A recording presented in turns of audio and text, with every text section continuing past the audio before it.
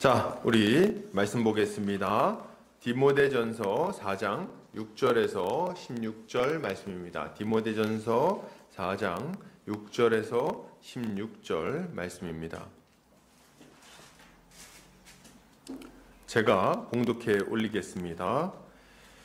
내가 이것으로 형제를 깨우치면 그리스도 예수의 좋은 일꾼이 되어 믿음의 말씀과 내가 따르는 좋은 교훈으로 양육을 받으리라. 망령되고 허탄한 신화를 버리고 경건에 이르도록 내 자신을 연단하라. 육체의 연단은 약간의 유익이 있으나 경건은 범사에 유익하니 금생과 내생의 약속이 있느니라. 미쁘다 이 말이요 모든 사람이 받을 만하도다. 이를 위하여 우리가 수고하고 힘쓰는 것은 우리 소망을 살아계신 하나님께 둠이니 곧 모든 사람 특히 믿는 자들의 구주시라. 너는 이것들을 명하고 가르치라. 누구든지 내 연소함을 업신여기지 못하게 하고 오직 말과 행실과 사랑과 믿음과 정절에 있어서 믿는 자에게 본이 되어 내가 이를 때까지 읽는 것과 권하는 것과 가르치는 것에 전념하라. 내 속에 있는 은사 곧 장로의 회에서 안수받을 때에 예언을 통하여 받은 것을 가볍게 여기지 말며 이 모든 일에 전심전력하여 너의 성숙함을 모든 사람에게 나타나게 하라. 내가 내 자신과 가르침을 살펴 이 일을 계속하라. 이것을 행함으로 내 자신과 내게 듣는 자를 구원하리라. 아멘. 디모데전서 4장 6절에서 16절까지 사명을 감당하는 일꾼의 모습이라는 제목으로 말씀 보도록 하겠습니다. 여러분 지금은 많은 일꾼이 필요한 시대입니다. 참으로 추수할 것은 많으나 추수할 일꾼은 부족한 그런 시대라고 할 수 있을 것입니다. 어떻게 알 수 있습니까? 교회의 현실이 참으로 어렵다는 것을 볼 때 알 수 있어요. 우리는 흔히 생각하기를 지금 한 주일에 4,000명씩 교회를 떠나고 있으니 교인 숫자가 교회마다 줄고 있으니 일꾼이 많이 필요 없을 것이라고 생각하기 쉽습니다. 그러나 이것은 잘못된 생각이에요. 교회를 떠나는 사람들이 많기 때문에 일꾼이 필요합니다. 교회 안에 잘못된 가르침이 횡행하고 있기 때문에 좋은 일꾼이 필요합니다. 믿지 않는 사람들의 마음이 점점 더 완고해지고 있기 때문에 좋은 일꾼이 필요한 거죠. 어떤 분들은 지금은 1년에 나오는 목사 숫자만 몇 명인데 교회 숫자가 30만 개가 막 넘고 그런데 큰 교회가 이렇게 많은데 무슨 일꾼이 더 필요하냐 이렇게 말씀하실지 모르겠어요. 맞아요. 언뜻 보기에 일꾼이 많아 보이기도 합니다. 그러나 여러분 언제나 참된 주의 일꾼들은 소수였음을 기억하시기 바랍니다. 만약 지금 일꾼이라 하는 이들이 진실된 진리의 일꾼이었다면 지금 성도들의 삶이 이렇게 혼란스럽지는 않았을 거예요. 만약 그들이 진리를 따라 살아가는 건강한 주의 일꾼들이었다면 지금 교회의 그 수많은 문제들은 아마 일어나지 않았을 것입니다. 그렇기 때문에 지금 이 시대에는 진실하고 건강한 주의 일꾼들이 많이 필요한 거죠. 지금 진실하고 건강한 주의 일꾼들이 점점 더 많아져야 하는 거예요. 자, 그러면 우리가 이런 일꾼이 되기 위해 힘써야 할 일은 무엇일까요?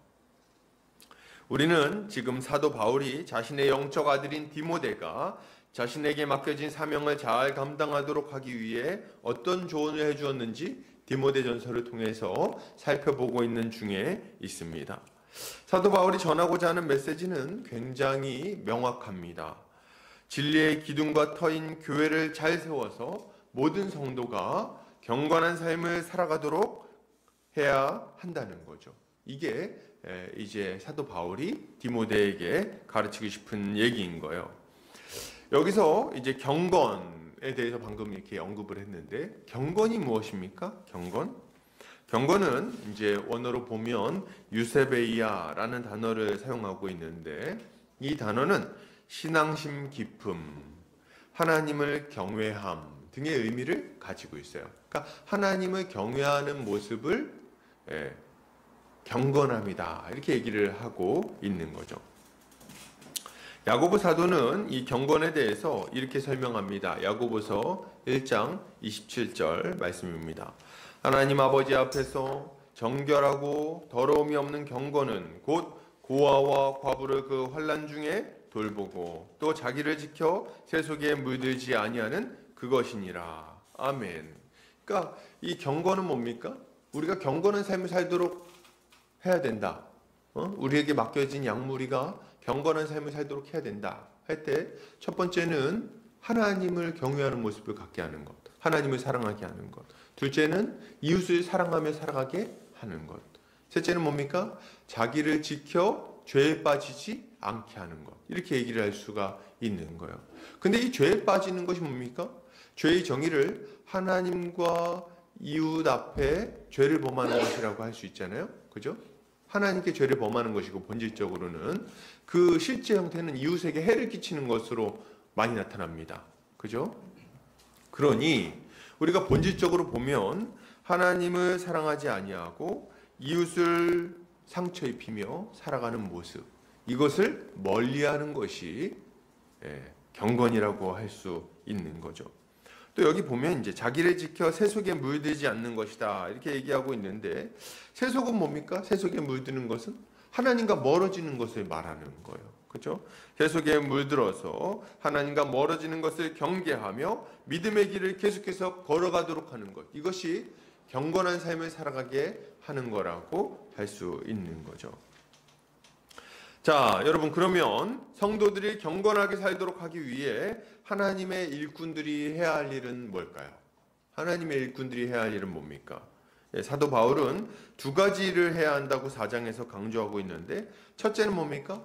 거짓 교사들의 거짓된 가르침을 막는 것이고, 둘째는 참된 진리를 성도들에게 가르치는 것입니다. 이 두 가지를 해야 한다고 말하고 있어요.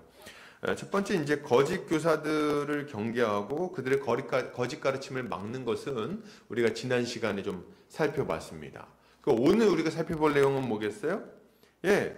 성도들이 경건하게 살 수 있도록 하나님의 일꾼인 우리가 성도들에게 참된 진리를 잘 가르쳐야 한다는 이야기를 이제 우리가 살펴봐야 하는 거죠. 여러분, 우리가 성도들을 잘 양육하기 위해서 가져야 될 모습은 무엇일까요? 우리가 참된 교사, 진리의 교사가 되기 위해서 먼저 가져야 할 모습, 그리고 우리가 전해야 될 그런 경건의 모습은 무엇일까요? 성도들을 하나님의 뜻 가운데 잘 살아가도록 하려고 하면 하나님의 뜻을 잘 가르쳐야 되는데, 그 하나님의 뜻은 뭐냐는 거죠. 그리고 세 번째로 우리가 생각해 볼 것은 이것을 잘 전하기 위해서 우리가 주의해야 할 점은 무엇인지, 이 세 가지 정도를 우리가 생각해야 하겠습니다. 오늘 본문을 통해서 이 세 가지 질문에 대해서 함께 살펴보도록 하겠습니다. 참된 진리의 일꾼이 되기 위해서 우리는 어떤 모습을 가져야 하는가? 우리가 전해야 될 진리의 내용은 무엇인가? 이때 우리가 주의해야 할 것은 무엇인지, 이렇게 세 가지를 배워보도록 하겠습니다. 자, 오늘 본문 이제 본격적으로 들어가겠습니다. 오늘 본문은 6절, 내가 이것으로 형제를 깨우치면 그리스도 예수의 좋은 일꾼이 될 것이라고 말하고 있습니다. 누가요? 형제들이 그리스도 예수의 좋은 일꾼이 될 거다. 그래서 믿음의 말씀과 내가 따르는 좋은 교훈으로 양육을 받을 거라고 이제 말하고 있는 거죠. 여기서 처음 시작이 이제 이것으로 형제를 깨우치면 이렇게 얘기를 하고 있거든요. 그러면 이것은 뭘까요? 이것은 복음의 진리를 말하고 있는 거죠. 문맥을 볼 때 복음의 진리로 형제를 깨우치면 이렇게 얘기를 하고 있는 거예요. 앞의 내용을 좀 참고해 보면 미혹하는 영과 귀신의 가르침이 있는데 그것을 단호하게 거절하고 복음의 진리로 형제를 깨우치면, 그러면 그가 그리스도 예수의 좋은 일꾼이 될 거라고 말하고 있는 거죠. 그리고 이렇게 좋은 일꾼이 된 자들은 계속해서 좋은 교훈 안에서 자라가게 될 거라고 말하고 있는 겁니다. 무슨 말입니까? 예, 복음의 기초를, 그러니까 거짓 가르침을 딱 분별해서 잘라내고 못하게 막고, 그리고 올바른 복음의 기초를 잘 가르쳐 주면 이 사람들이 예수님을 잘 믿을 뿐만 아니라 앞으로도 계속해서 이 제대로 된 교훈 가운데 자라가게 될 거라고 이야기를 하는 거예요. 여러분, 이게 얼마나 중요한지 몰라요. 이게 얼마나 중요한지 몰라요. 많은 사람들이 신앙생활을 10년을 하고 20년을 해도 믿음이 안 자라는 경우가 많이 있습니다. 항상 배우지만 진리에 이르지 못하는 자들이 있는 거예요. 왜 그렇습니까? 예, 제대로 된 기초를 쌓지 않아서 그런 거예요. 체계적으로 진리를 아는 지식을 본인 안에 가지고 있지 못하기 때문에 그런 겁니다. 늘 중구난방이에요. 그래서 배우기는 많이 배우죠. 교사대학에 가서 배우기도 하고 어떤 세미나를 참석하기도 하고 그리고 기독교 방송에서 어떤 부흥사 목사님 설교도 좀 듣고 여기저기서 아주 간증도 듣고 그리고 또 이제 경건서적도 많이 읽고 교회 안에서 많은 설교를 듣고 여러 훈련 프로그램에도 참석하는 거예요. 제가 보면 우리 한국교회 성도들은 열심히 많습니다. 그래서 뭐 하자 그러면 웬만하면 다 해요. 그죠? 제자 훈련도 받고 뭐 사역 훈련도 받고 무슨 세미나도 듣고 교사대학 가서 교사 훈련도 받고 이것도 듣고 저것도 듣고 많이 들어요. 거기다 이제 그것도 부족해서 주중에는 CGN TV 틀어놓고선 이제 간증도 듣고 무슨 목사님 설교도 듣고 계속 어떤 제가 전에 권사님 댁에 방문할 일이 있었는데 예전 모교회 권사님이셨어요. 갔는데 딱 가니까 CGN TV를 딱 틀어놓고 계시더라고요. 하루 종일 틀어놓으신대요. 그러니까 계속 듣는 거예요. 계속. 그러니까 듣는 것 자체는 정말 너무나도 많고 그렇다. 이걸 우리가 좀 알 수 있는 거죠. 문제는 뭡니까? 문제는 뭐예요? 이런 여러 가지 가르침을 받아들이고 있는 성도들이 무엇이 좋은 것이고 무엇이 좋지 않은 것인지를 분별할 능력이 없다는 겁니다. 이게 문제예요. 그러니까 다 받아들이는 거예요. 다 좋다고 생각하고 다 받아들이는 거예요. 그래서 온갖 종류의 잡다한 가르침이 그 안에 다 이렇게 가득 차 있게 되는 거죠. 그런데다가 복음의 진리를 체계적으로 잘 정리를 해놓지 않는 바람에 뭘 배워도 자신의 신앙으로 제대로 신앙의 그 양분으로 잘 삼지를 못합니다. 그냥 여기저기 들어있는 거예요.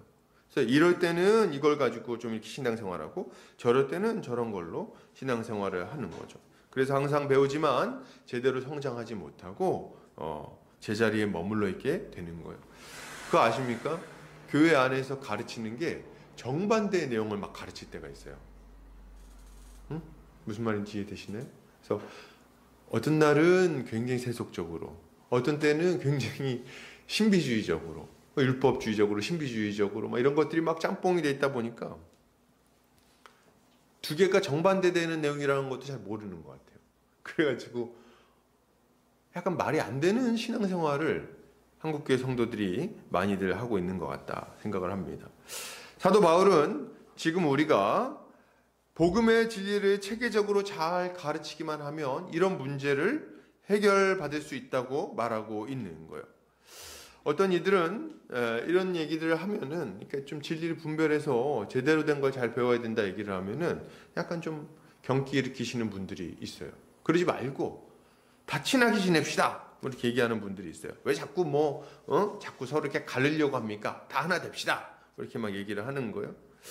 그러나 여러분 우리는 그럴 수 없다는 것을 좀 생각해야 돼요. 왜냐하면 이것도 옳고 저것도 옳고 그냥 다 받아들이다 보면 복음은 어느 순간 명료함을 잃어버리게 되기 때문입니다. 명료함을 잃어버려요. 우리가 듣는 것 중에는 복음의 진리에 위배되는 일들이 좀 많거든요. 근데 그것도 다 그냥 괜찮다고 받아들이면 어떻게 될까요? 복음이 흐려지는 거예요. 물에 술 탄 듯, 술에 물 탄 듯. 비유가 안 좋죠? 그러나 어쨌든 간에 좀 흐려진다. 사골국물에 물을 너무 많이 넣은 듯. 약간 이렇게. 그래서 너무 이렇게 명료함을 잃어버리고 복음의 진리를 따라서 살지 못하게 되는 겁니다. 그렇기 때문에 우리는 복음의 진리를 따라서 옳은 것은 옳다, 틀린 것은 틀리다 명확하게 좀 얘기를 해야 되겠어요. 명확하게. 그건 맞고 이건 틀리고 이런 요소가 좀 있어야 되는 거죠. 그래야 명료한 지식을 가질 수 있고 그 명료한 지식이 있어야만 그 위에 건강한 진리들을 세워나갈 수 있는 거예요. 그러니까 우리가 처음 배울 때 아주 기초를 탄탄하게 다지셔야 돼요. 복음의 기초가 뭔지. 그래서 A부터 Z까지 전체 지식을 다 기본적으로 갖출 필요가 있는 거죠. 자, 그러면 우리가 이제 일꾼으로서 이런 명료한 지식을 체계적으로 잘 가르치기 위해서 가장 먼저 해야 될 일이 무엇인가 할 때 그것은 본인이 먼저 명료한 지식을 갖는 겁니다. 본인이 먼저 지식을 잘 배워서 자신의 것으로 삼는 게 필요한 거예요. 이것을 위해서 우리는 망령되고 허탄한 신화를 먼저 버리는 게 필요하겠습니다. 망령되고 허탄한 신화. 여기 7절 한번 읽어볼까요? 시작. 망령되고 허탄한 신화를 버리고 경건에 이르도록 내 자신을 연단하라. 그러니까 하나님의 일꾼들이 좋은 일꾼이 되기 위해서 제일 먼저 해야 될 일이 뭐냐? 버리고 훈련하는 것. 이 두 개가 필요해요. 먼저는 버려야 되겠어요. 뭐요? 잡다한 지식들을 좀 버리시기 바랍니다. 우리 안에 들어와 있는 온갖 종류의 그 잡다한 지식들. 응? 뭐가 뭔지 모르면은 일단 다 버리세요. 그리고 기초부터 아예 새로 다 쌓으시기를 바랍니다. 뭐 복음을 버리라는 얘기는 아니죠. 이제 예수님 믿으면 구원받는다 이런 거 버리지 말고 그거 말고 있잖아요. 무슨 제가 언뜻 들었더니 물은 알고 있다 뭐 해가지고 좋은 말을 해주면 물 결정이 아주 이쁘게 얼고 뭐 이렇게 그런 거 들어보셨나요? 그래서 나쁜 말을 하면 물이 아주 이렇게 못되게 되고 그래가지고 우리가 서로 신앙적으로 좋은 말을 하면 우리가 몸이 70%의 수분으로 되어 있기 때문에 인생이 잘 됩니다. 뭐 이런 종류의 가르침이 교회 안에 왜 들어와 있는 겁니까? 이런 것들 다 버리라 이거죠. 그래서 허탄한 신화 여기 보면 뭐라고 망령되고 허탄한 신화를 버려라 이렇게 얘기를 하고 있죠. 버려야 되겠어요. 버려야 되겠어. 여러분 여기서 망령되다는 베벨로스라는 단어인데 불경스러운이라는 의미를 가지고 있어요. 불경스럽다, 경건하지 못하다 이런 거죠. 그리고 허탄하다는 그라우데스라는 단어인데 미신적인 이런 의미. 그러니까 원래 의미는 이제 나이 많은 여성 이런 의미거든요. 근데 이거를 번역할 때는 미신적인이라는 의미로 번역이 됩니다. 그러면 불경스럽고 미신적인 가르침들은 어떤 가르침을 말하는 거예요? 이거는 세속적인 것들을 추구하는 기복주의적 신앙과 세속적인 복을 얻는 방편으로 제시되는 금욕주의 및 신비주의 및 율법주의적 가르침을 말하는 거예요. 이게 지금 여기서 말하고 있는 망령되고 허탄한 신화라고 말할 수 있는 거죠. 너무 많은 사람들이 이런 어리석은 가르침을 따라서 살아가고 있어요. 이것이 복음과 정반대되는 위치에 있는 가르침이거든요. 잘 생각하셔야 돼요. 그러니까 이 망령되고 허탄한 신화는 복음의 정반대에 있는 거예요. 번영신학, 기복주의, 복음의 정반대에 있습니다. 그리고 이걸 얻는 방편으로 제시되는 율법주의, 신비주의, 금욕주의, 복음의 정반대에 있어요. 이런 것들을 가지고선 지금 우리의 신앙생활을 해나가려고 하면은 망하는 거예요. 그러니까 이거 빨리 버려야 되는 거죠. 주님은 뭐라고 말씀하고 계십니까? 하늘에 속한 모든 신령한 복을 이미 주셨다고 말하고 있어요. 누구 안에서? 예수 그리스도 안에서. 어떻게 그 복을 받습니까? 믿음으로 받는 거예요. 믿음으로. 이렇게 명료하게 딱 얘기를 해주고 있는데 이 망령되고 허탄한 신화를 따르는 사람들은 뭐라고 얘기하냐면 복을 다 못 받았다고 얘기합니다. 복을 다 못 받았다는 거예요. 그래 복 받아야 된다는 거예요. 그리고 또 뭐라고 얘기합니까? 그래 그 복 받으려면 어떻게 해야 돼? 온갖 종류의 신비주의적, 금욕주의적, 이 율법주의적 방법을 택해야 복을 받는다고 가르치는 거예요. 이게 아주 기본 메커니즘입니다. 이거는요 우상숭배랑 다르지 않아요. 무속신앙하고 전혀 다르지 않아요. 이들은 경건의 모양은 있으나 경건의 능력은 없는 자들입니다. 기도는 많이 하는 것처럼 보이고 예배도 많이 드리는 것처럼 보이고 말씀도 많이 보는 것처럼 보이는데 실제로는 정반대의 길을 가고 있다는 거예요. 엉터리 신앙생활을 하고 있는 거예요. 거기에 속지 마시라 이거죠. 이런 엉터리 같은 신앙생활을 막 그냥 뭔가 있는 것처럼 저는 저희 말씀드렸죠. 어떤 교회 갔더니 금요철에 이제 참석을 했어요. 좀 뭐 배울 게 있나 해가지고 교회 예배 디자인하러 목사님들 쫓아서 다녔어요. 청년 때. 갔더니 그 교회에서 이러는 거예요. 앞에 나온 목사님이 여러분 왜 가난하게 사십니까? 바보같이 뭐 이러는 거예요. 하나님이 복을 막 쌓아놨는데 그것도 못 받고 여러분 탓이에요. 그리고 혼내더라고. 그래서 제가 그 얘기 듣고선 뭐 저런 말을 하는가 깜짝 놀랐어요. 문제는 뭡니까? 충격적인 거는 거기 있는 진짜 수천 명의 사람들, 수천 명까지는 아니었나 봐요. 한 1000명 남짓이었던 것 같아요. 아주 아멘 그냥 막 눈물로 죄책감에 간 내가 왜 복을 못 받았을까? 믿음이 부족해서 복을 못 받았지. 아이고 하나님 죄송합니다. 막 정죄를 해요. 복을 주려고 그랬는데 믿음이 없으니까 못 받지. 응? 왜 차가 그 모양이야? 왜 집이 그 모양이야? 믿음이 없어 그렇지. 믿는 사람이 좀 태가 나야 될 거 아닙니까? 이러고 있어요. 이런 얘기를 듣는데 분별을 못하는 거예요. 답답한 일이 어디 있습니까? 이들이 하는 주장은 하나님이 하늘 창고에다가 온갖 종류의 복을 다 쌓아놓으셨다는 거예요. 이거 제가 어디서 봤는데 책에서도 봤어요. 그 야베스의 기도인가요? 들어보셨나요? 책 야베스의 기도라는 책. 뭐 저기 누굽니까? 조엘 오스틴 목사라고 부르기도 싫어요. 조엘 오스틴 씨의 그 긍정해임 뭐 이런 거. 책 보면요 하늘에다가 창고가 있대. 이 사람이 이제 뭐 약간 비유처럼 얘기했겠죠. 어느 날 자기가 이제 이게 천국에 올라가 봤는데 하나님 불러가지고 왜 올라간지 모르겠어요. 갔는데 이제 창고가 이렇게 있더라는 거예요. 창고를 딱 열어봤더니 풀지 않은 선물이 엄청 많이 그 안에 있었다는 거예요. 그걸 보고 이게 다 뭡니까? 이렇게 천사한테 물어봤더니 이거는 하나님이 주려고 준비해놨는데 밑에 있는 이 성도들이 이걸 구하지 않아서 못 받았다. 참 안타까운 일이다. 얘기를 했다는 거예요. 그래서 봤더니 뭐 건강의 복, 재물의 복, 뭐 이런 거라는 거죠. 자녀의 복 이런 게 잔뜩 있는데 성도들이 어리석게도 이런 걸 구해도 되는지 모르고 안 구해가지고 못 받았다. 그래서 이제 우리가 그걸 구해야 된다고 얘기를 하는 거예요. 그러면서 이제 이걸 받기 위해서는 어떻게 해야 되는가? 이걸 받기 위해서 주장하는 게 뭐냐니까 이제 야베스의 기도예요. 성경이 나오긴 나와요. 그 본문이. 성경 전체에서 한 3절? 이렇게 나옵니다. 그 내용이 뭐냐니까 주께서 내게 복의 복을 더하사 내 지경을 넓어지게 해주시고 그리고 형통하게 해주시고 뭐 근심이 없게 하옵소서 뭐 이런 기도의 내용이에요. 이 기도를 하면은 어떻게 된다는 겁니까? 지경이 넓어지고 형통해지고 복을 받는다. 그러니까 이 보석 같은 비밀 기도를 못 해가지고 지금 요 모양 요 꼴로 살고 있는 거다. 뭐 이렇게 주장하는 책이었어요. 처음에 그걸 봤을 때는 마음이 뜨거워지더라고요. 그렇구나. 그래서 그때 아주 그냥 한번 제대로 기도를 했어야 되는데 바보같이 안 했구나.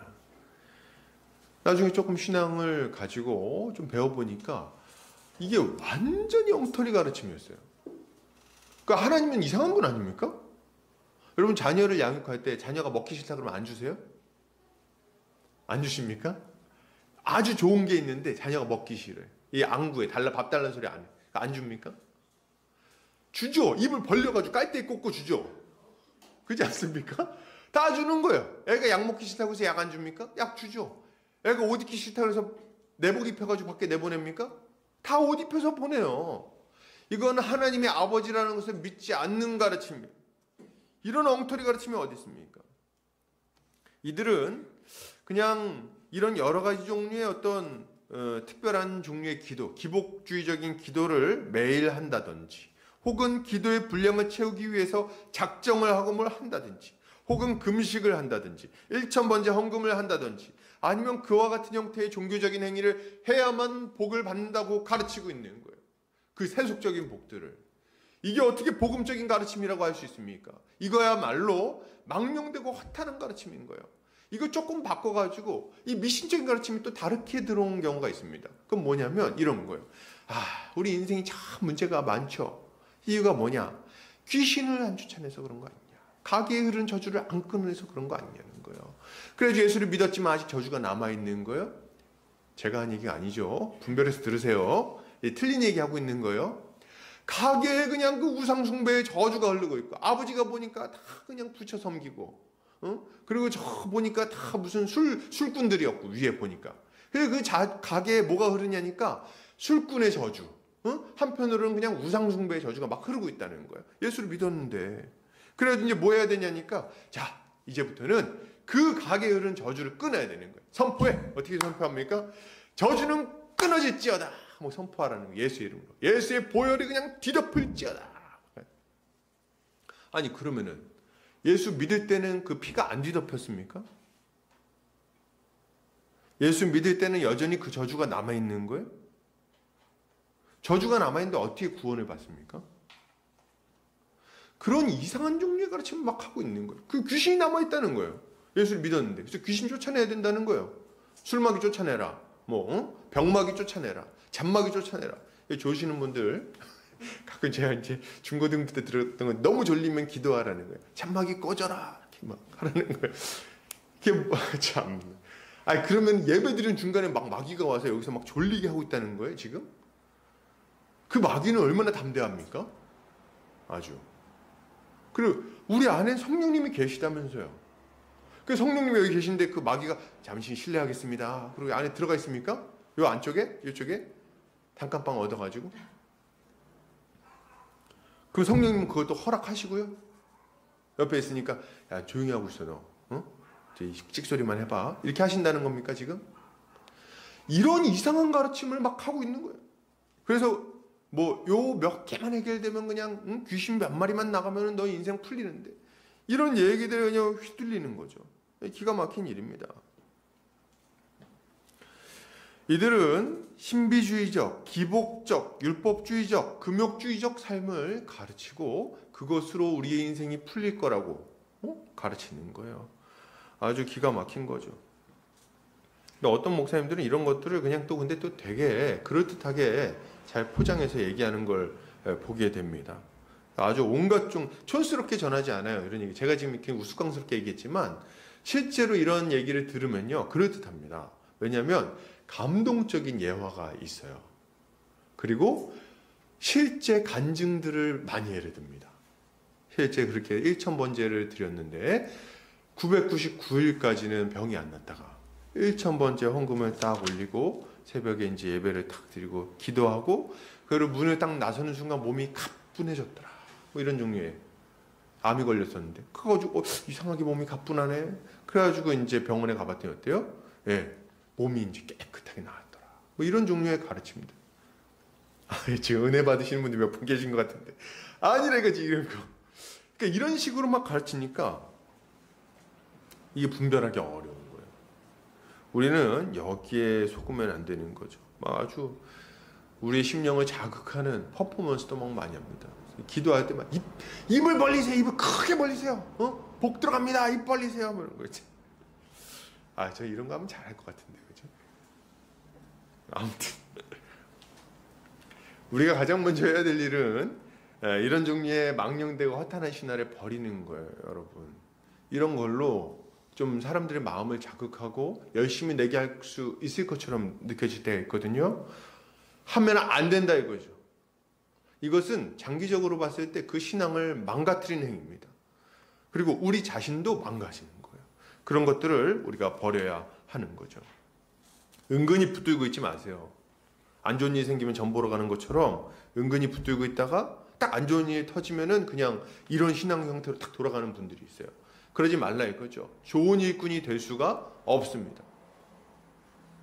그러면 이런 걸 버린 이후에는 어떻게 해야 될까요? 경건에 이르도록 자신을 연단해야 되겠어요.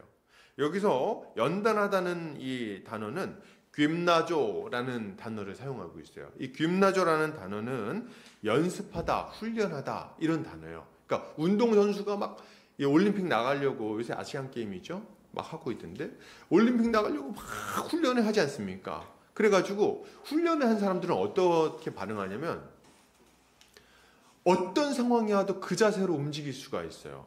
자, 이제 권투 선수들을 보면은 권투를 할 때 한 대 세게 딱 맞으면은 딱 의식을 잃어버린다고 합니다. 딱 정신이 나가버리는 거예요. 근데 몸은 움직여요. 어떤 상황이든지 간에 몸이 딱 움직이게 이게 훈련이 되어 있는 거예요. 그래서 맞으면 때리도록 혹은 어디로 날아오면은 본능적으로 이렇게 몸이 움직이는 거예요. 그렇게 훈련을 시켜놓는 겁니다.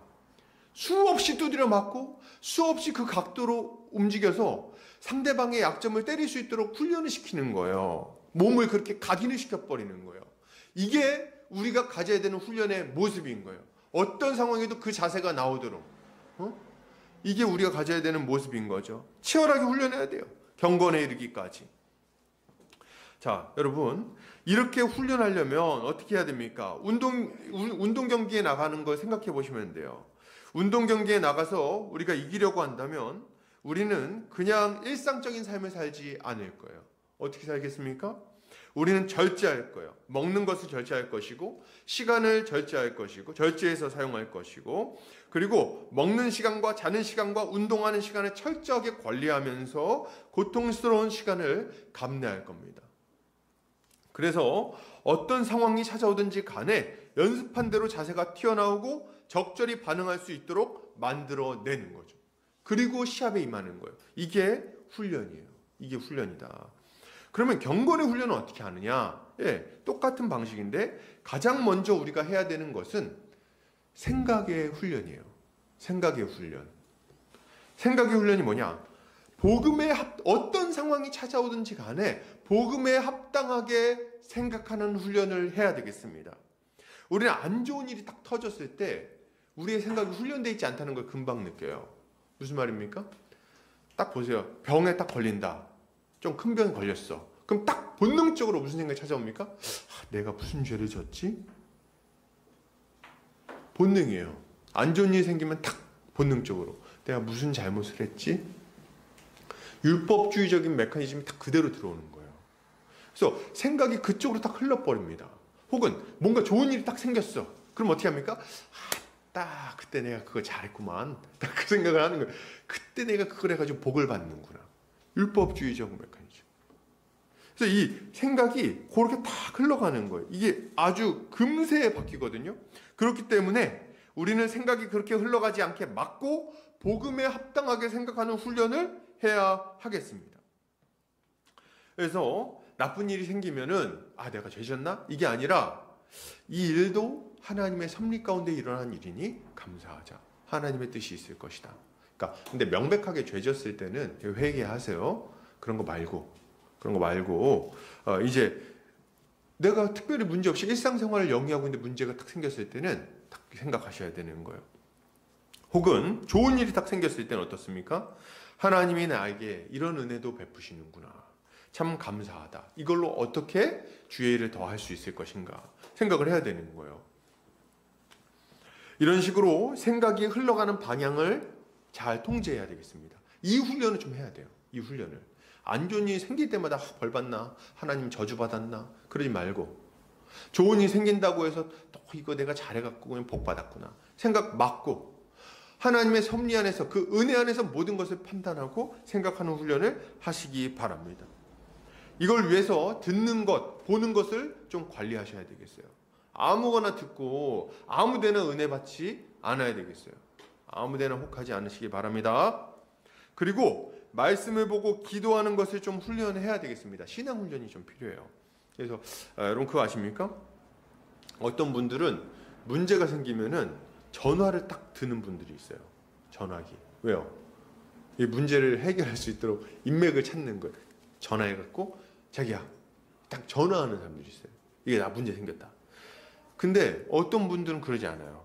어떤 분들은 문제가 딱 터지는 순간 무릎을 꿇는 사람들이 있습니다. 하나님 앞에 부르시는, 전화에 나중에는 하겠죠. 그러나 이제 먼저 무릎 꿇는 분들이 있어요. 하나님 지금 일이 생겼습니다. 도와주십시오. 마음속에 염려와 근심, 걱정이 딱 떠올랐을 때 근심, 걱정을 계속하는 사람이 있고 그것을 발전시키는 사람이 있고 근심, 걱정이 딱 찾아왔을 때 생각을 끊어내고 기도하는 사람이 있어요. 이건 훈련으로 되는 겁니다. 훈련으로. 벌써 이제 가을이 됐고 겨울이 됐는데 난 지금 내년을 준비하지 못했고 난 아직도 문제가 많고 쌓아놓은 돈은 없고 내 인생 망했다. 인생을 그냥 이런 식으로 생각을 그냥 쫙 풀어놓는 분들이 있고 반대로 가을이 찾아오고 날은 쌀쌀하고 지금 내가 준비한 건 없지만 기도하자. 주님 도와주세요. 이런 거 있잖아요. 중간에 생각을 잘라내고 근심이 발전하지 않게 하고 하나님의 은혜를 의지하는 방향으로 훈련하는 것. 이게 우리에게 필요한 거예요. 이런 사람들은 기도 훈련이 딱 돼 있어요. 그래서 마귀도 이런 사람들은 좀 힘들어합니다. 왜냐하면 마귀가 좋아하는 건 이제 성도를 낙심시켜서 무기력하게 만드는 일을 하려고 하는 거거든요. 근데 이제 낙심시키려고 어려움을 딱 주면 이 기도 훈련이 돼 있는 사람들은 더 난리야. 막 아버지 막 더 부르짖고 막 주야 주야 말 하고 말이죠. 평소 내비두면 기도를 좀 덜 하는데 이게 보면 이게 어려움 좀 더 기도해. 아유 얘는 건드리지 말아야겠다. 이제 그렇게 되는 거죠. 그러니까 훈련을 해야 되는 거예요. 훈련. 이런 훈련이 되어 있다면 이제는 그 다음에 이제 해야 되는 훈련은 뭡니까? 형제자매를 잘 섬기는 훈련을 해야 되겠어요. 고아와 과부를 돌아보는 이것이 참된 경건이라고 말씀드렸죠. 그러니까 어려운 형제자매를 돌보고 돕는 것도 이것도 훈련해야 돼요. 말씀 가르치고 이웃의 삶을 돌아보고 어려운 이웃을 도와주는 것이 계속해서 훈련돼야 됩니다. 근데 이게 한순간 되는 게 아니거든요. 맨날 자린고비로 살다가 어느 날 갑자기 막 큰 돈을 쾌척하는 거는 말이 안 되는 일이에요. 그렇지 않습니까? 그러니까 조금씩 커피 한 잔 사고 사탕 하나 주고 제가 아는 어떤 분은 이렇게 가방에다가 사탕을 이만큼 가지고 다니는 과자 이런 것들 본인이 다 먹는 게 아니고 누굴 만나면 꼭 그걸 하나씩 주는 거예요. 근데 그게 사람이 마음이 이상한 게 그걸 하나 받잖아요? 기분이 좋아요. 그걸 한 10번 받으면 많이 받았다는 느낌을 받아. 사탕 10개인데도 불구하고. 그러니까 이렇게 베푸는 것을 훈련하는 거예요. 어딜 가든 빈손으로 안 가서 이제 북어대가리 같은 거 하나 가지고 가서 문 위에 걸어놓는 게 아니죠. 가져가서 이제 그걸 저녁 반찬에 뭐 북어국 끓여 먹으면서 하나씩 주는 거 있잖아요. 얼마 안 하는데도 그런 식으로 베푸는 것을 훈련하는 사람들이 있어요. 근데 이런 이들은 형제 자매들을 돌보는 일이 능숙해집니다. 이게 아주 우리가 훈련해야 되는 영역이에요. 조그마한 것들부터 커피 사주고 전화하고 만나서 격려하고 어떤 분들이 이런 얘기를 하면은 이런 얘기합니다. 아이고 저는 말주변이 없어서 말을 뭔 얘기를 해야 될지 모르겠더라고요. 이렇게 얘기하시는 분들이 있어요. 말을 안 하니까 못하는 거예요. 말주변이 없는 건 아는데 아니 서로 같이 대화를 나눠서 공통 관심사 어떻게 사는지를 모르는데 말이 잘 나올 수가 없어요. 그렇지 않습니까? 그러니까 서로 대화를 좀 하다 보면은 야 너 저번에 그거 어떻게 됐어? 이렇게 얘기가 나오는 거 아닙니까? 근데 한 번 얘기를 안 하다가 어느 날 갑자기 얘기를 하려고 그러니 될 리가 있습니까? 당연히 안 되는 거. 이거는 관계가 형성되어 가면서 능숙해지고 익숙해지는 것이지 어느 날 갑자기 되는 게 아닙니다. 형제를 잘 돌보는 것이 어느 날 갑자기 되겠습니까? 안 되죠. 그러니까 계속해서 이런 일들을 조금씩 이렇게 훈련할 필요가 있는 거예요. 이렇게 잘 훈련된 사람은 정말 이웃사랑의 영역에서 일당백의 용사가 될 수 있는 거예요. 이것이 우리가 경건의 훈련을 하는 모습이라고 할 수 있는 거죠. 여러분 이렇게 할 때 어떻습니까? 육체의 훈련은 약간의 유익이 있어요. 제가 보니까 이제 제가 청년 때 청년들 중에 그런 얘기 하시는 분들이 있어요. 야, 육체의 연습도, 육체의 훈련도 유익이 있어. 그러니까 육체의 연습 좀 해. 뭐 이렇게 하시는 분들이 있었어요. 맞아요. 이렇게 우리가 운동하면 건강해지잖아요. 그죠? 우리가 운동하면은 이 몸을 관리하는 것은 약속이 됩니다. 뭐가 약속돼요? 건강이 약속돼요. 그리고 활기찬 삶이 약속됩니다. 그런 삶이 딱 정해져 있어요. 되는 거예요. 근데 경건은 말이죠. 그것보다 더 큰 유익을 가져다 준다는 거예요. 더 큰 유익이 약속되어 있는 거예요. 왜 그렇습니까? 금생뿐만이 아니라 내생에도 약속이 있기 때문에 그렇습니다. 경건은 이 땅에서 우리에게 행복하고 보람된 삶을 약속해. 금생에서도 약속이 있어요. 왜요? 하나님을 사랑하고 이웃을 사랑하니까 어때요? 하나님을 사랑하니까 죄사함을 받고 양심의 자유함을 얻고 하나님과 교제를 나누며 기쁨을 누리고 삶이 활기차지고 형제 자매와 교제를 나누면서 사랑의 그 은혜를 사랑을 누리고 그죠? 좋은 관계 가운데 그러면서 삶이 의미 있고 보람되고 아주 기쁨이 넘치게 되는 거예요. 필요한 것들을 하나님께 기도하고 간구해서 하나님의 응답하심을 받고 일용할 양식을 받고 만족하고 이웃을 돕고 그러면 삶이 점점 발전하는 거거든요. 제가 늘 하는 얘기지만 예수를 잘 믿으면 가정이 좋아집니다. 예수를 잘 믿으면 직장 생활도 잘하게 돼요. 예수를 잘 믿으면 사회 가운데 선한 영향력을 더 힘있게 끼치게 될 겁니다. 예, 이게 예수 믿는 자들에게 나타나는 일이에요. 이것이 금생에 우리에게 주어진 약속이라고 할 수 있는 거죠. 예수 그리스도를 믿음으로 말미암아 주어지는 일들이에요. 그리고 내 생에도 약속이 있습니다. 어떤 약속이에요? 장차 영원한 생명 가운데 들어갈 것이라는 약속을 받는 거죠. 믿음의 열매가 있으니 당연히 영원한 생명을 확신할 수 있게 되는 거예요. 그럼 이것이 얼마나 유익합니까? 그러므로 신자는 먼저 좋은 일꾼이 되기 위하여 경건에 이르도록 자기 자신을 연단해야 하는 거죠. 이것이 하나님의 일꾼들이 첫 번째로 가져야 되는 모습인 거예요. 이런 모습을 갖는 성도님들 되시기를 주의 이름으로 축복합니다. 아멘. 자, 계속해서 보겠습니다. 이어지는 본문에서 사도 바울이 이제 뭐라고 말합니까? 자, 보세요. 9절 한번 9절 10절 같이 읽겠습니다. 자, 시작. 미쁘다 이 말이여 모든 사람들이 받을 만하도다. 이를 위하여 우리가 수고하고 힘쓰는 것은 우리 소망을 살아계신 하나님께 두미니 곧 모든 사람 특히 믿는 자들의 구주시라. 아멘. 저는 왜 이걸 읽으면 이렇게 사투리처럼 들리는지 모르겠어요. 미쁘다 이 말이여. 자, 그래서 이제 죄송합니다. 이런 걸 좋아해요, 제가. 그래서 이제 미쁘다. 이게 보면 사도 바울이 마음이 좀 뜨거워진 것 같아요. 이렇게 막 얘기를 하다가 경건은 금생과 대생의 약속이 있습니다. 이렇게 얘기를 한 다음에 얘기를 하고 나니까 너무 좋은 거예요. 와, 미쁘다. 진실하다, 신실하다, 참되도다 이런 얘기거든요. 정말 그렇구나 이렇게 얘기를 하는 거예요. 그러면서 이 말이 참 모든 사람이 받을 만한 말이구나 이렇게 얘기를 하는 거예요. 얼마나 참 좋아하는지. 사도 바울은 지금 경건하게 살아가는 자들에게 약속이 있다는 말이 정말 너무 확실한 진리라고 얘기하는 겁니다. 그걸 믿는 거예요. 그래서 이렇게 막 선포하는 거죠. 사도 바울이 이런 확신을 갖는 것은 너무 당연합니다. 왜냐하면 일단 금생에 복이 있다는 것은 너무 증거가 많아요.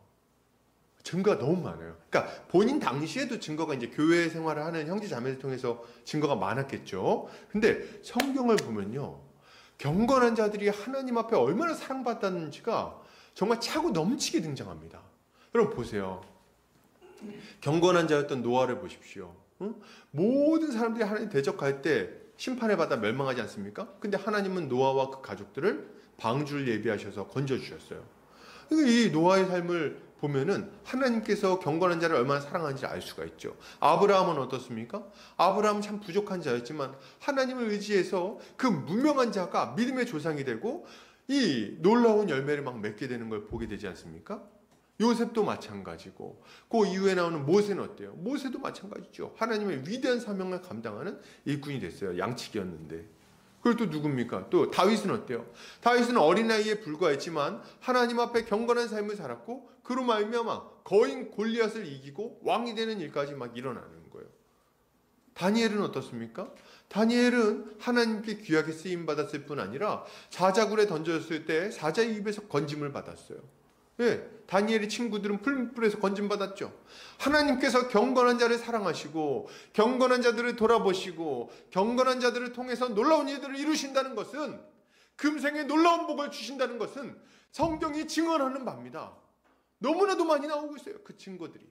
그러니 이것을 어떻게 확신하지 않을 수 있습니까? 사도 바울은 성경을 잘 알았거든요.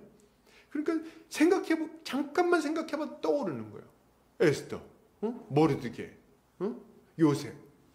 계속 떠오르는 거예요. 여러분, 내 생도 마찬가지예요. 내 생의 약속이 확실하다는 건 우리 어떻게 알 수 있어요? 내 생의 약속이 확실하다는 건 죽었다 살아난 사람이 있어야 아는데 죽음에서 돌아오신 분이 있으십니까? 없으십니까? 있다 이거죠. 누구십니까? 우리 구주 예수 그리스도께서 죽음을 이기고 다시 살아나셨습니다. 그분의 부활이 얼마나 확실한지 말이에요. 그 부활을 목격한 증인들이 너무나도 많은 거예요. 어마무지하게 많은 거예요. 그리고 그분의 그 부활로 말미암아 우리는 장차 그분과 동일한 모습으로 부활하게 될 것을 확신할 수 있게 되는 거죠. 경건하신 그리스도는 부활하심으로 이 땅이 다가 아니요 영원한 생명이 있다는 것을 우리에게 확실하게 알려주셨어요. 그는 부활의 첫 열매가 되심으로 그를 믿는 모든 자들이 그와 같이 부활할 것임을 알려주신 거죠. 우린 이런 확신이 있는 거예요. 사도 바울이 이걸 믿고 이렇게 막 선포하고 있는 거 아닙니까? 여러분, 우리가 경건하게 살려고 할 때 사람들이 물어볼 거예요. 뭐라고 물어봅니까? 아유, 야, 뭘 그렇게 살아 힘들게, 응? 야, 그렇게 산다고 누가 복 주냐? 누가 상 줘? 이렇게 얘기할 때가 있어요. 들어보셨나요? 이런 얘기를 들어보셨으면 신자입니다. 야, 너 그렇게 산다고 누가 알아주냐? 이렇게 물어보는 거 있잖아요. 여러분, 알아주시는 분이 있으십니다. 사람은 몰라줘도 우리의 은밀한 것에 다 보고 계시고 선악간에 판단하시고 선을 행한 자들, 하나님의 믿음으로 살아가는 자들, 경건하게 살아가는 자들에게 상 주시는 이가 있으시다는 거예요. 그분이 누구십니까? 살아계신 하나님, 우리의 구주 예수 그리스도신 거예요. 할렐루야. 히브리서 11장 6절에서 이렇게 얘기합니다. 믿음이 없이는 하나님을 기쁘시게 하지 못하나니 하나님께 나아가는 자는 반드시 그가 계신 것과 또한 그가 자기를 찾는 자들에게 상 주시는 이심을 믿어야 할지니라. 아멘. 상 주셔요. 하나님이 우리에게 상 주십니다. 어떤 상을 주십니까? 예, 그를 믿는 자들은 죄가 가리워질 것이요 그리스도를 덧입어 하나님 앞에 당당히 설 수 있게 될 것입니다. 그는 이 땅에서 하나님과 교제하며 하나님의 사랑 안에서 기쁨 가운데 살아가게 될 거예요. 그리고 이러한 기쁨은 형제자매들과 교제를 나누는 가운데 극대화될 거예요. 아주 큰 기쁨이 우리 가운데 넘치게 될 겁니다. 믿음으로 경건한 삶을 살아가는 자들은 교회 안에서 하나님의 사랑을 넘치도록 받게 되는 거죠. 또한 이들은 내생의 복도 누리게 될 것인데 하나님의 심판대 앞에 섰을 때 의롭다 판결을 받게 될 것입니다. 그리스도가 그들의 변호인이 되실 거예요. 그들의 죄가 없다고 말씀하실 거예요. 자신이 다 담당했다고 말씀하실 것이며 자신이 이루신 그 모든 의를 우리에게 넘겨주어 하나님의 자녀가 되어 영원한 나라에 들어가게 해주실 거예요. 그리고 그 영원한 생명 가운데 우리가 한 번도 기대하지 못했고 한 번도 맛보지 못했던 복된 삶을 살게 하실 겁니다. 이것이 얼마나 가슴 벅찬 소식입니까? 그러니 이것이야말로 모든 사람이 받을 만한 복된 소식인 거죠. 사도 바울은 우리가 이것을 위하여 수고하고 힘쓴다고 말하고 있습니다. 그러면서 이렇게 수고하고 힘쓰는 삶이 살아계신 하나님께 소망을 둔 모습이라고 설명하고 있어요. 참 저희 이 성경을 볼 때 참 맞는 말이라는 생각을 참 많이 했어요. 이것을 위해 이 소망 때문에 수고하고 힘쓴다.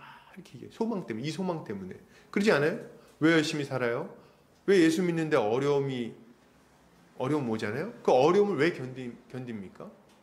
왜 그렇게 알아주지도 않는데 형제자매를 섬기려고 애쓰는 거예요?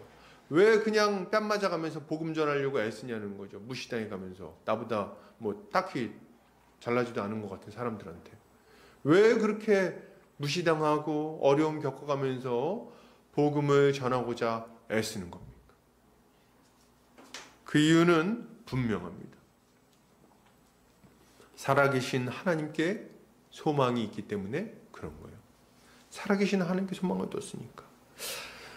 사도 바울은 자신들의 사역을 고린도전서에서 이렇게 묘사합니다. 한번 읽어볼까요? 고린도전서 4장 9절에서 13절 시작. 내가 생각하건대 하나님이 사도인 우리를 죽이기로 작정된 자 같이 끄트머리에 두셨음에 우리는 세계 곧 천사와 사람에게 구경거리가 되었노라. 우리는 그리스도 때문에 어리석으나 너희는 그리스도 안에서 지혜롭고 우리는 약하나 너희는 강하고 너희는 존귀하나 우리는 비천하여 너희는 그리스도 안에서 바로 이 시각까지 우리가 줄이고 목마르며 헐벗고 매맞으며 정처가 없고 또 수고하여 친히 손으로 일을 하며 모욕을 당한 즉 축복하고 박해를 받은 즉 참고 비방을 받은 즉 권면하니 우리가 지금까지 세상의 더러운 것과 만물의 찌꺼기같이 되었도다. 아멘. 사도 바울이 사도들을 만물의 찌꺼기같이 됐다고 막 말을 합니다. 얼마나 큰 고난이 있었는지를 막 얘기하는 거예요. 근데도 불구하고 왜 이렇게 고통스러운 삶을 자초하고 있는 겁니까? 이 세상에 소망을 두지 아니하고 오직 하나님께 소망을 두었기 때문인 거예요. 금생과 내생의 소망이 있는 복음이 자신들 안에 있다는 것을 알기 때문에 그렇습니다. 자신들이 이 영원한 생명을 가지게 될 것이며 또한 이것을 듣는 자들이 이 영원한 생명에 들어가게 될 것임을 믿기에 이들은 기꺼이 이런 고통스러운 삶을 자처하고 있는 거죠. 이들은 하나님의 약속을 전적으로 믿었어요.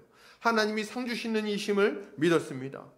부활하신 그리스도와 자신이 함께하기를 바랬어요. 자신들 뿐만 아니라 더 많은 사람들이 이 소망을 갖게 되기를 바랬죠. 그래서 무수한 고난에도 불구하고 복음을 전하는 겁니다.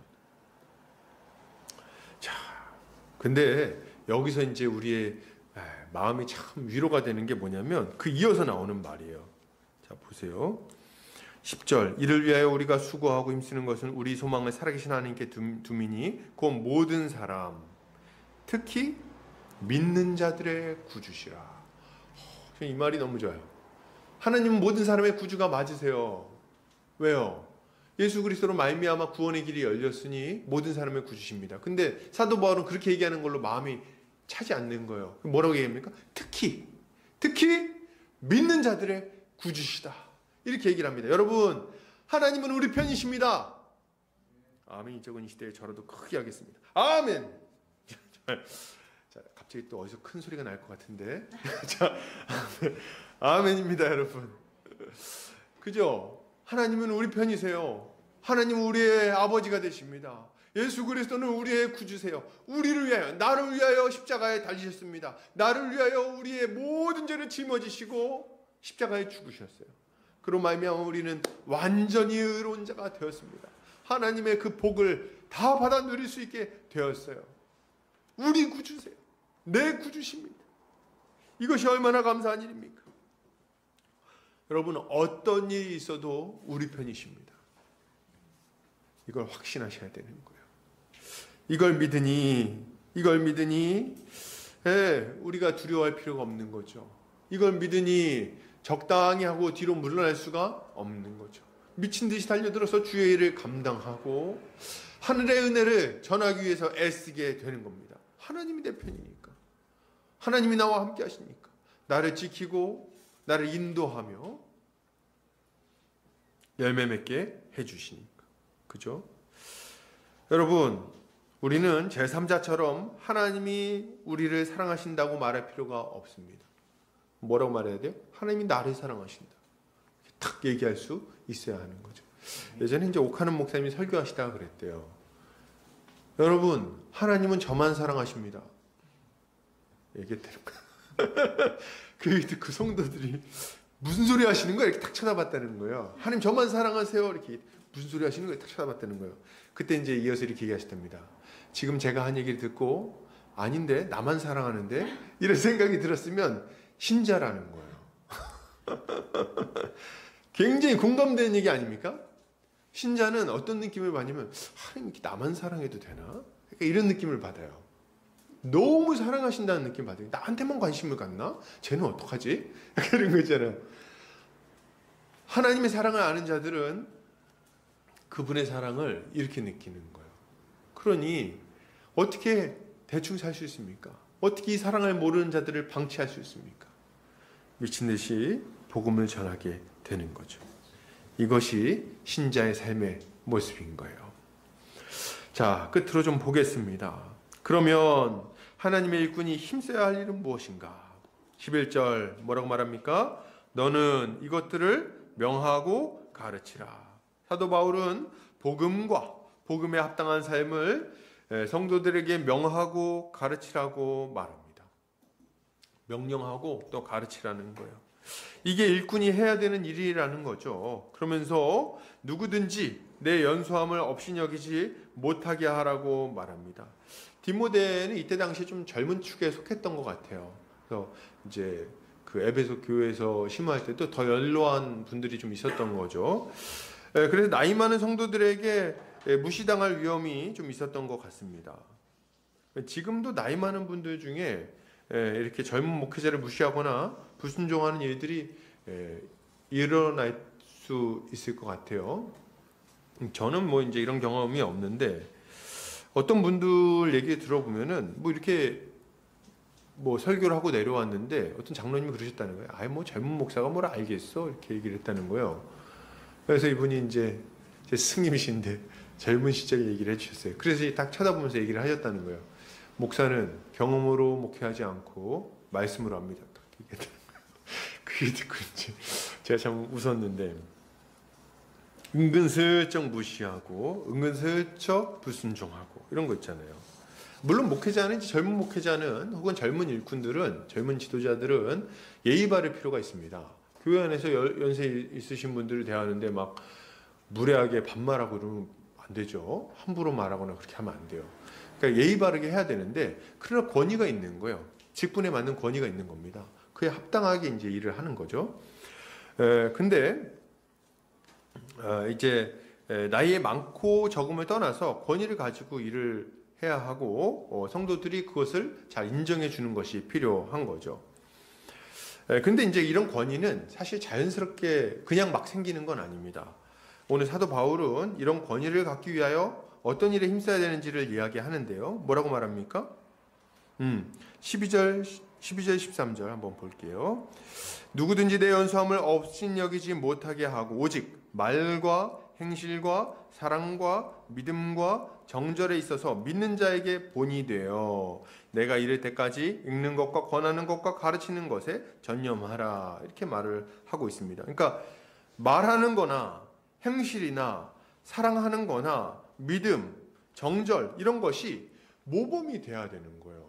그래야 이게 이제 연소하지만 참 배울 게 많다, 이렇게 생각을 하게 되는 거죠.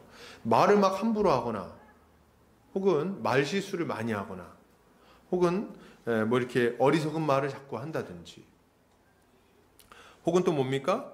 여기 나오는 것좀 이제 행실이 바르지 못하다거나, 가볍고 막 이랬다 저랬다 하고, 또 이렇게 실수를 너무 많이 한다든지, 또 사랑이 없든지, 이런 거 안 되는 거예요. 사랑이 없어가지고 막 지만 알고, 자기 먹을 거 있으면 자기만 챙겨서 먹고. 주여, 이제 조심해야 돼요. 이제 혼자 살찌고 이러면 안 되는 거예요. 그리고 이제 믿음이 이제 없는 모습 보이고, 막 뭐 일만 생기면 어떡하면 좋아 뭐 이렇게 하고 말이죠. 그게 안 되죠. 혹은 정절이 좀 문제가 있고 정결하지 못하고, 이러면은 누가 그를 본받겠습니까? 그죠? 그 안에 그런 권위가 없는 거예요. 그러니까 본이 될 수 있을 정도의 모습을 갖춰야 하는 거죠. 이거는 목회자에게만 하는 건 아닙니다. 목회자에게만 하는 게 아니라 주의 일꾼들은 다 이런 모범을 보여야 되는 거예요. 그래야 자연스럽게 권위가 생기는 거예요. 어떤 분들은 와서 내가 지도자인데, 내가 리더인데, 내가 목사인데 왜 안 따라? 이렇게 물론 이제 직분이 주는 어떤 권위가 있고 따라야 되는 영역이 있어요. 그러나 주장할 게 아니라 본을 좀 보여야 되는 거예요. 자연스럽게 따를 수 있도록. 이게 굉장히 좀 필요한 거죠. 그리고 이것이 누가 봐도, 여기 우리 15절에 보면 뭐라고 말합니까? 이 모든 일에 전심전력하여 너의 성숙함을 모든 사람에게 나타나게 하라, 이렇게 얘기를 하는 거예요. 그래서 계속 자라가는 모습이 눈에 좀 띄어야 돼요. 계속 좋아지는구나, 점점 더 잘 가르치는구나, 점점 더 성숙해 가는구나, 점점 더 사력이 퍼지는구나, 이게 눈에 보여야 되는 거예요. 그래서 주의 일꾼들은 점점 성장하는 모습을 보여야 하는 겁니다. 이것이 우리 가운데 나타나야 돼요. 아니, 나는 벌써 이제 나이도 많은데 뭘 또 성장해, 이렇게 그러지 마시고 우리 계속 성숙해지셔야, 성장이 아니라 성숙해지셔야 돼요. 더 인격적으로나 혹은 말하는 거나 다 성숙해지셔야 되는 거죠. 1년 지나갈 때마다, 한 해 한 해 지나갈 때마다 이런 것들이 눈에 띄게 달라져야 하는 거예요. 그리고 그 다음에 이제 이 권위를 가지고 해야 되는 일은 분명하죠. 뭡니까? 읽는 것과 권하는 것과 가르치는 것. 읽는 거는 이때 당시 이제 성경 많이 읽으라는 게 아니고, 이때 당시는 설교라고 보시면 돼요. 앞에서 이제 서신서가 오면 바울 사도가 보낸 편지를 읽겠습니다. 성경을 공예배 때 쭉 앞에서 읽는 겁니다. 그럼 이거 자체가 거의 설교가 되는 거예요. 그렇기 때문에 이거는 이제 가르치는 걸 이야기한다고 보셔야 돼요. 그리고 또 뭡니까? 권하는 것과 권해야 돼요. 이 신방해라는 거죠. 신방. 만나가지고 자기야, 더 하나님 믿자, 더 힘내자, 낙심하지 말자 뭐 얘기하거나, 혹은 그거는 그렇게 하면 안 돼, 그 문제 생겨, 그렇게 하지 마, 권면한다든지 이런 것들 있지 않습니까?